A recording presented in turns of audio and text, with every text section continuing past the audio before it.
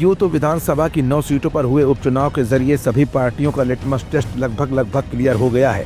इस litmus test में सबसे पीछे मायावती रही हैं, लेकिन अब चुनाव के बाद माया कौन सा ट्रम्प कार्ड खेलना चाहती हैं? मायावती का एकला चलो रे का फॉर्मूला क्यों फेल हो गया और मायावती के आकाश आनंद का जादू क्यों नहीं चला? कहीं ऐसा तो नहीं कि भीतर घात मायावती का पूरा कुनबा महज दिखावे की राजनीति करता रहा और माया की नैया डूबती रही? और क्या अब माया संगठन पर कोई बड़ी गाज गिराने वाली हैं? ये कुछ ऐसे सवाल है जिनका जवाब आज की अपनी इस रिपोर्ट में हम आपको दिखाएंगे भी और बताएंगे भी। दरअसल उत्तर प्रदेश की 9 विधानसभा सीटों पर हुए उपचुनाव के नतीजों से बहुजन समाज पार्टी की स्थिति का अंदाजा इस समय खुद ब खुद लगाया जा सकता है। 9 में से 6 सीटों पर बसपा प्रत्याशियों का प्रदर्शन इतना खराब रहा कि उनकी जमानत तक जब्त हो गई। अब सवाल उठने लगा कि क्या इन नतीजों के बाद मायावती एक बार फिर गठबंधन की ओर जा सकती हैं? इस सवाल के जवाब के लिए अब जरा इस रिपोर्ट के कुछ तथ्यों पर गौर फरमाइएगा, समझिएगा और फिर सोचिएगा भी। दरअसल बसपा के लिए आज का दिन यानी बुधवार का दिन काफी अहम रहा। क्यों? अब ये भी जान ही लीजिए। मायावती ने भले ही उपचुनाव न लड़ने का ऐलान किया था, लेकिन गिरते जनाधार से डरी हुई माया ने अब अपने कोऑर्डिनेटर्स से फीडबैक लेना शुरू कर दिया है। सूत्रों की माने तो बसपा प्रमुख ने उपचुनाव वाली सीटों की जिम्मेदारी संभाल रहे कोऑर्डिनेटर्स से रिपोर्ट मांगी है। यूपी से बाहर काम देख रहे सभी कोऑर्डिनेटर्स की माया ने एक बैठक बुलाई। के अलावा यूपी में बसपा के संगठन का जिम्मा संभालने वाले सभी 56 प्रमुख कोऑर्डिनेटर्स और उनके साथ काम देख रहे पार्टी नेताओं की भी एक बड़ी मीटिंग प्रस्तावित है। माना जा रहा है कि कई प्रमुख कोऑर्डिनेटर्स को संगठन से छुट्टी मिल सकती है और उनकी जगह पर युवा नेताओं को लगाया जा सकता है। लेकिन माया ने आनन फानन में इतना बड़ा फैसला क्यों ले लिया? मायावती उपचुनाव के फौरन बाद क्यों फुल फॉर्म में एक बार फिर नजर आने लगी हैं? एक तरफ जहां माया का हौसला पस्त पड़ रहा था, तो वहीं माया ने अपना असली रूप अब दिखाना शुरू एक बार फिर से कर दिया है।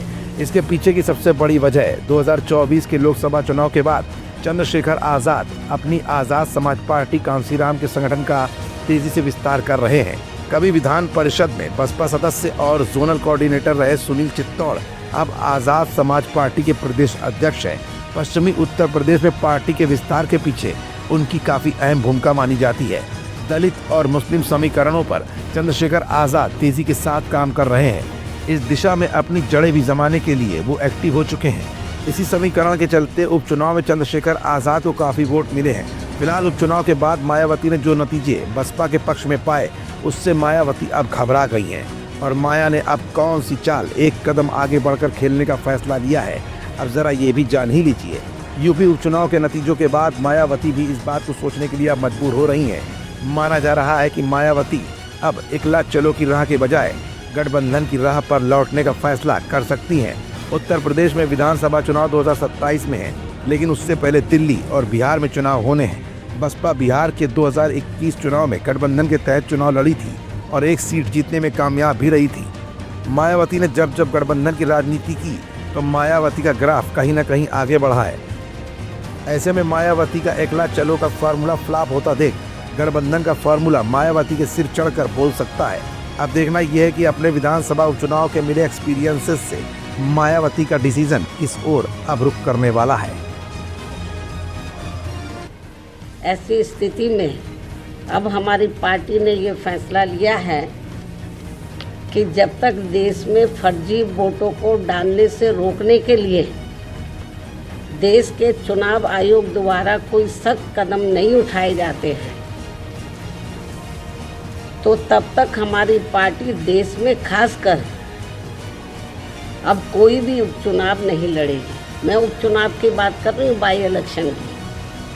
तो तब तक हमारी पार्टी देश में खासकर अब कोई भी उपचुनाव नहीं लड़ेगी। जबकि आम चुनाव में जब जनरल इलेक्शन होते हैं, जबकि आम चुनाव में इस मामले में थोड़ा बचाव जरूर हो जाता है, क्योंकि इनका अर्थात सरकारी मशीनरी का सत्ता परिवर्तन के डर की वजह से जब जनरल इलेक्शन होता है, जो पार्टी पावर में होती है, ज़रूरी नहीं है कि वो पार्टी पावर में फिर से लौट के आ जाए, दूसरी पार्टी भी आ सकती है।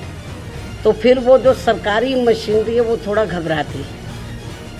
जबकि आम चुनाव में इस मामले में थोड़ा बचाव जरूर हो जाता है, क्योंकि इनका अर्थात सरकारी मशीनरी का सत्ता परिवर्तन के डर की वजह से आम चुनाव में इनका जनता पर कोई ज़्यादा दबाव या डर आदि नहीं होता,